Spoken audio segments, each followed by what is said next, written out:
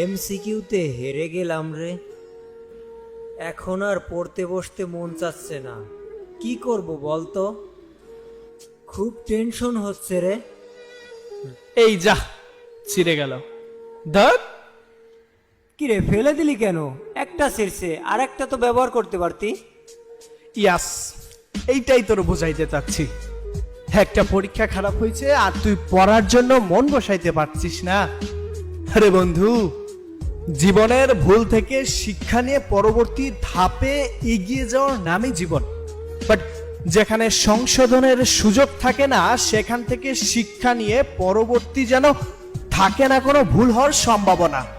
দেখ, এমসিকিউ খারাপ হয়েছে এই জন্য তোর মন খারাপ হচ্ছে, কিন্তু সৃষ্টিকর্তা চাইলে একজন গোল্ডেন পাস শিক্ষার্থীও ফেল করতে পারে, আবার একজন ফেলকৃত ছাত্রও পাশ করে যেতে পারে।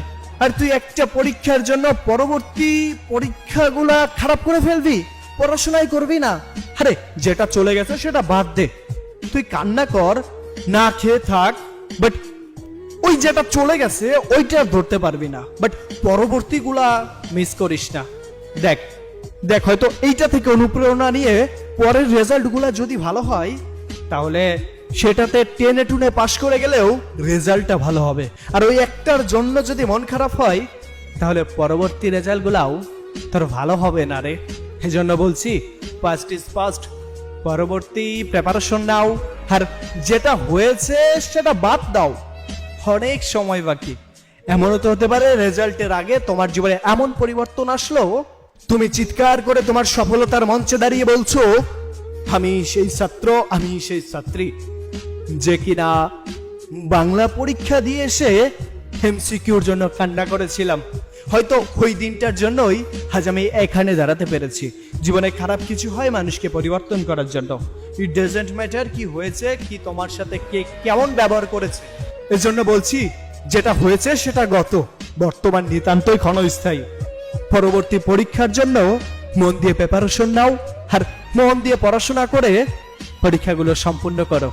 যেটা চলে গিয়েছে সেটা বাদ দাও, আর পরবর্তীগুলা নষ্ট হতে দিও না। ভালো থেকো, তোমার জন্য শুভকামনা রইল। এবং আমার বড় ভাই বোনদের কাছে অনুরোধ রইল, তোমার বাসায় হয়তো এসএসসি পরীক্ষার্থী আছে, তাদের কাছে এই ভিডিওটি পাঠিয়ে দিলে হয়তো সেও আবার নতুন করে মনোবল ফিরে পাবে, পড়াশোনায় মনোনিবেশ করবে।